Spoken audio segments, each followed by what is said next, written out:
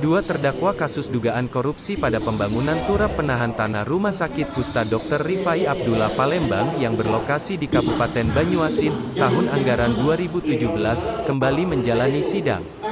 Kedua terdakwa tersebut yakni Rusman 49 tahun selaku Kepala Subbagian Rumah Tangga dan Perlengkapan Rumah Sakit Kusta Dr. Rifai Abdullah Palembang dan terdakwa Junaidi 39 tahun selaku pihak pelaksana pembangunan atau kontraktor. Sidang digelar secara virtual diketuai oleh Hakim Sahlan Effendi SHMH di Pengadilan Tipikor Palembang, Selasa, tanggal 28 Desember tahun 2021. Pada sidang kali ini, Jaksa Penuntut Umum menghadirkan dua orang untuk memberikan pendapatnya di hadapan majelis hakim. Yang mana dalam keterangan saksi menyebutkan, ada kesalahan dalam proses pengawasan dan pelaksanaan pekerjaan turap rumah sakit tersebut.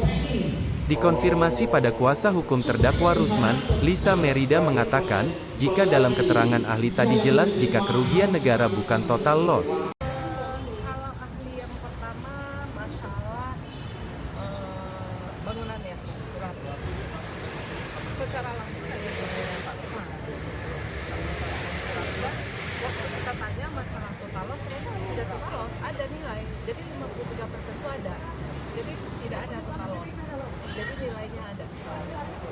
Berarti dua ahli yang dihadirkan di persidangan ini menurut kita tidak memojokkan klien kita ya, Bu? Enggak, justru meringankan Pak Rusman. Kalau saksi yang kedua tadi Pak Indra Gunawan secara gamblang menjelaskan itu terkait masalah administrasi. Dari mana Indra Gunawan? Di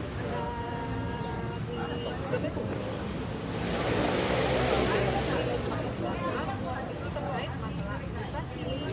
Jadi dan dia tidak tahu-menahu masalah kerugian negara. Oke, kalau untuk pengawasannya tadi kan saksi pertama, ahli yang pertama tadi menyebutkan kalau ada kesalahan tuh di pengawasan dan pelaksanaan, Mbak. Nah, itu Pengawasan terus di Pokja. Un- Ranah Pokja.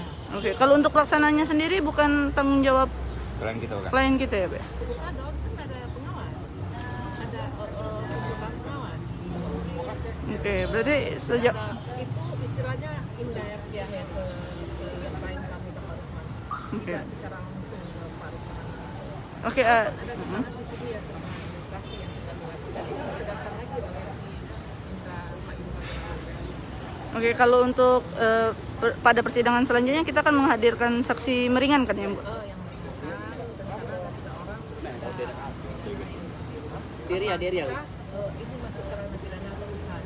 Karena semua yang diterangkan oleh ahli tadi itu yang bertanggung jawab Pokja. Si Pak Rusman kan menerima dari Pokja. Pokja ini siapa sih, Mbak, yang harusnya bertanggung jawab di Pokja ini? Pak Baskam sama Pak Lazlaki Dari rumah sakit dan apa? rumah sakit. Tapi kan dua-dua udah meninggal. Oh. Mereka berdua itu yang Bertanggung jawab ya? bertanggung jawab. Dan itu mereka berdua yang buat pernyataan bahwa memang ada tekanan dari penyidik katanya. Ada pernyataan yang beberapa kali kita buat. Oke, apakah dalam artian dalam hal ini klien kita itu dijadikan terdakwa untuk menanggung jawab dari kesalahan orang lain? Kambing hitam ya? Kambing hitam. Kalau kita lihat sih, kalau dibilang kambing hitam nggak tahu dia seperti membeli target aja. Misalnya PPK harus kena, gitu. Padahal senyatanya kan nggak, kesalahan cuma Kesannya dipaksakan gitu ya? dipaksakan. Kalau kita ya, yang kita simpulkan dari Oke, siap.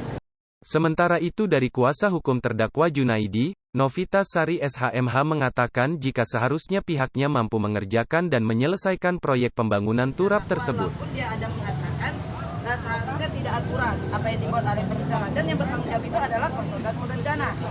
Dia juga, saksi dari Polban juga mengatakan asumsi dia bahwa itu akan mabuk itu 10 tahun yang akan datang. 10, sedangkan kontrak kami hanya berlaku 10 tahun. Dia hanya berlaku, dan dia juga mengatakan bahwa turap itu akan sempurna apabila dipasang palket di atasnya. Nah, palket ini tidak terpasang, sudah ada di lokasi tapi tidak terpasang karena sudah habis kontrak. Nah, kalau saksi dari penyedia barang dan jasa tadi jelas mengatakan bahwa ketika setelah tanda tangan kontrak kami tidak bisa mengundurkan diri meskipun kami sudah di stop oleh PPK, dan rugi waktu 44 hari. Sudah tuh yang saksi penyedia jasa juga mengatakan, ahli juga menyatakan bahwa setelah serah terima di tanggal 31 Desember, kami ini kan putus kontrak nih karena pekerjaan belum selesai. Sehingga kami mendapat sanksi yaitu di blacklist, kedua kami didenda, ketiga kami dicairkan pelaksana kami, pencairan garansi bank kami. Dan itu semua sudah ya kami jalankan. Sehingga yang bertanggung jawab terhadap turap tersebut ke depannya adalah tanggung jawab PPK, bukan lagi kami yang diminta pertanggungjawaban.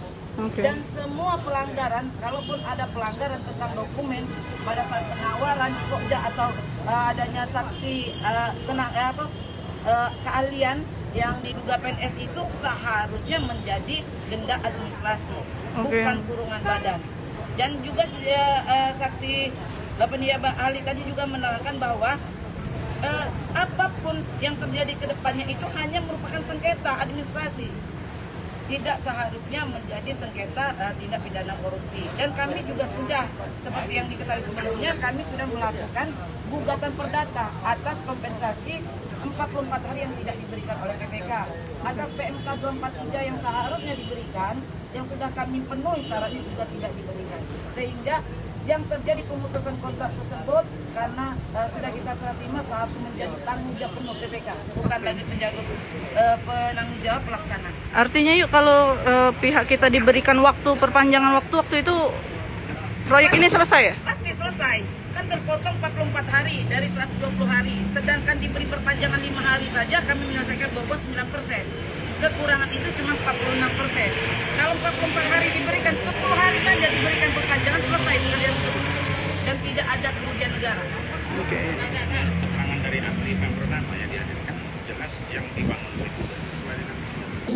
Diberitakan sebelumnya, dalam persidangan, ahli mengatakan bahwasanya saat pihaknya melakukan pemeriksaan di lapangan ada terjadi kemiringan pada posisi sheet pile yang ditanam pada proyek turap.